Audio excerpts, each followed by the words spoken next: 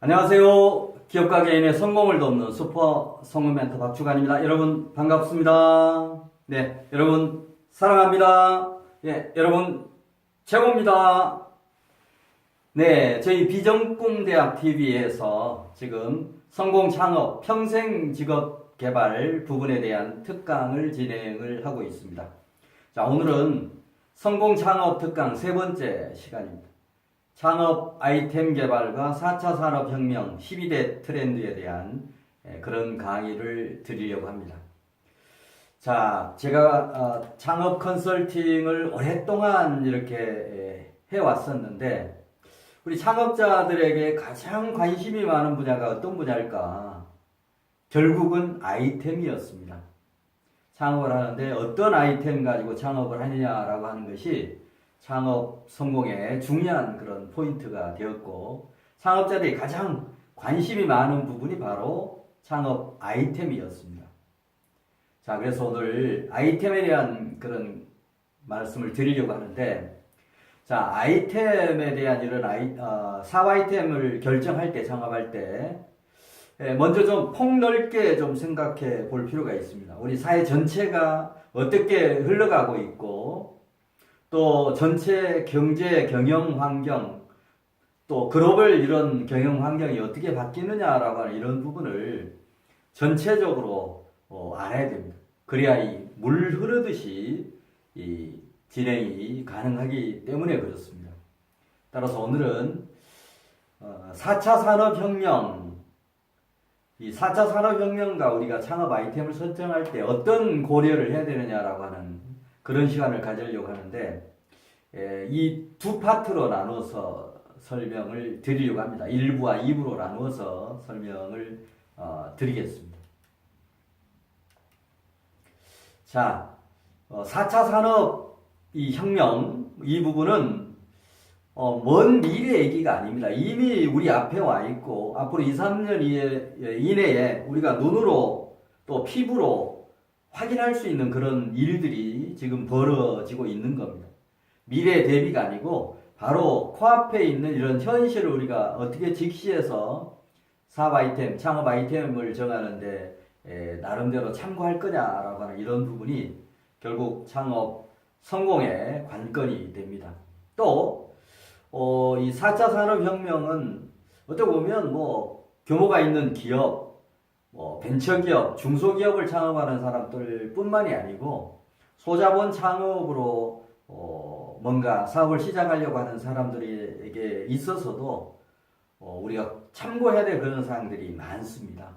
따라서 이 4차 산업혁명이 뭐 대기업에만 필요하고 또 중소기업에만 국한된 그런 부분이 아니고 우리 일상에서 또 이루어지는 그런 부분에서 다양한 연결고리가 있고 또 그런 부분을 우리가 사업 아이템, 창업 아이템 선정할 때 좀 고려를 해야 실패를 줄일 수 있기 때문에 이런 테마를 다루고 있습니다.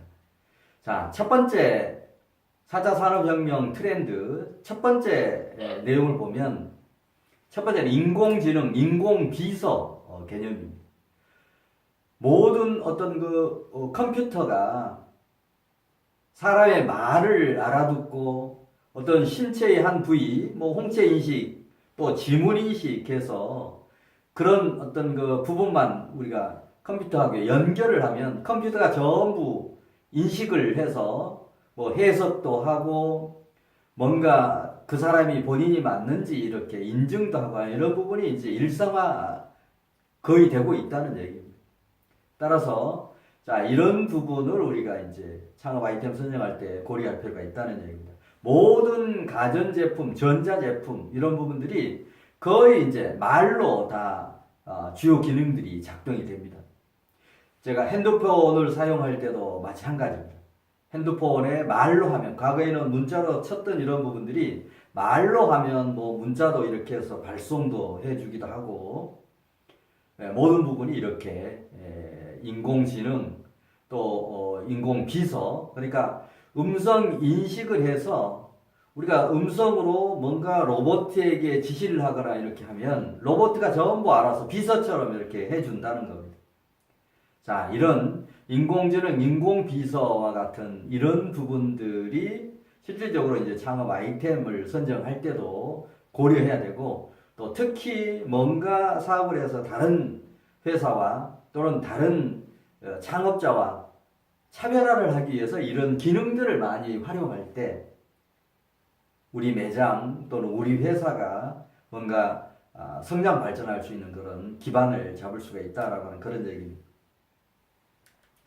그 다음에 두 번째 4차 산업혁명의 트렌드, 바로 가상현실을 포함한 혼합현실 부분입니다.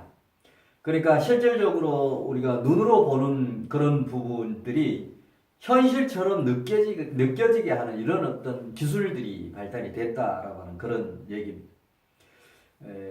예를 들면 어떤 외국에 여행을 가지 않더라도 이런 가상현실 시스템에 의해서 그런 영상을 보면 꼭 내가 그런 여행지에 외국에 가 있는 것처럼 느껴지는 이런 부분들, 우리가 운전을 할 때 그런 어떤 부분도 실제 운전은 하지 않지만 실질적으로 운전을 하는 것처럼 느껴지는 이런 부분들.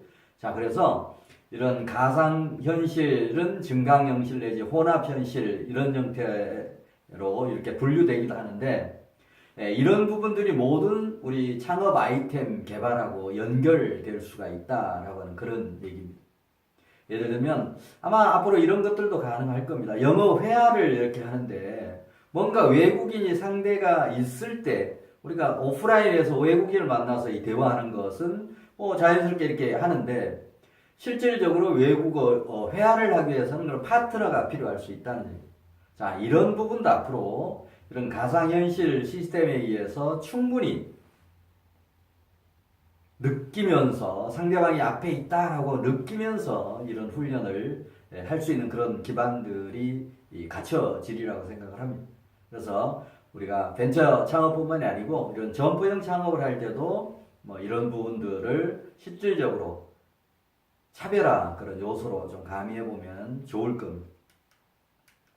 그 다음에 세 번째 트렌드, 생체 인식 부분입니다. 네, 오타네요. 생체 인식입니다. 생체 인식. 자, 이 생체 인식은 지금 금융기관에서 뭔가 홍채, 우리 눈에 중요한 그런 부위죠. 홍채, 또 우리 지문, 이런 인식에 의해서 우리 과거의 공인인증처럼 나라라고 하는 것을 이제 확인하고 이런 부분들이 이루어집니다. 또 이런 부분들이 다양하게 통신 쪽, 금융 서비스업 쪽, 의료 기록들, 그 다음에 앞으로 이제 전자 주민증, 우리가 지금 현재 주민등록증을 가지고 있습니다만 언젠가는 이런 주민등록증이 전자 주민증으로 대체되는 날이 아마 있을 겁니다. 모든 나에 대한 정보가 그런 전자 주민증에 입력이 되고, 또 그런 입력이 된 것을 아무나 또 보면 안 되지 않습니까? 내가 이제 이런 홍채나 지문 인식 이런 시스템을 연결해서 그런 지문이나 홍채 인식을 했을 때 그런 정보를 볼 수 있게 하는 이런 것들. 그 다음에 출입국 관리 이 부분도 아마 큰 변혁이 있으리라고 생각을 합니다. 자, 이런 부분들이 우리 생체 인식 이런 부분들이 이제 우리 창업, 벤처 창업을 할 때는 당연히 이런 부분들이 고려가 되어야 되겠죠. 근데 매장을 운영할 때도 아마 이런 기술들이 앞으로 계속 접목이 되리라고 생각을 합니다. 예를 들면 이런 생체 인식 이런 시스템을 활용해서 뭔가 우리 고객이 우리 매장에 들어오면 뭔가 매장에서 홍채 인식이 됐든 지문 인식을 하면 그동안에 이 고객이 우리 가게 와서 어떤 상품들을 사갔는지 이런 것들이 일목요연하게 정리가 되는 거니까 효율적인 고객 관리를 위해서도 이제 이런 시스템이 적용이 된다라고 하는 그런 얘기입니다. 그래서 벤처 창업뿐만이 아니고 이런 점포형 창업에서도 이 4차 산업의 흐름을 읽어야 되는 것이 중요한 이유 중에 하나입니다.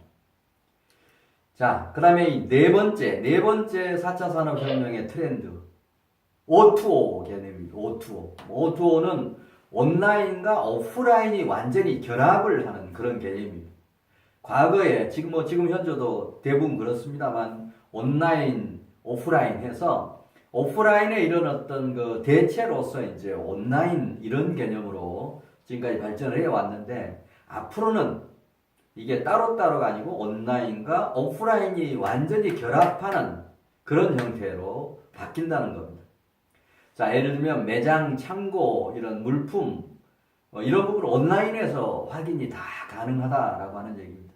이게 뭐 벤처 창업에도 적용되는 부분이지만 우리 가게 점포를 운영할 때에도 반드시 운영될 수 있는 그런 부분들입니다. 예를 들면 지금 편의점들 전국적으로 많이 있지 않습니까? 편의점에 여러 가지 상품을 취급하고 있는데 항상 뭔가 손님이 사가면 그걸 또 채워야 되고 이런 재고 관리를 한다든지 이런 부분들이 또 필요하고 뭔가 이마트나 할인마트나 이런 데 가서도 이제 앞으로 여러분이 지금까지는 물건을 이렇게 가져와서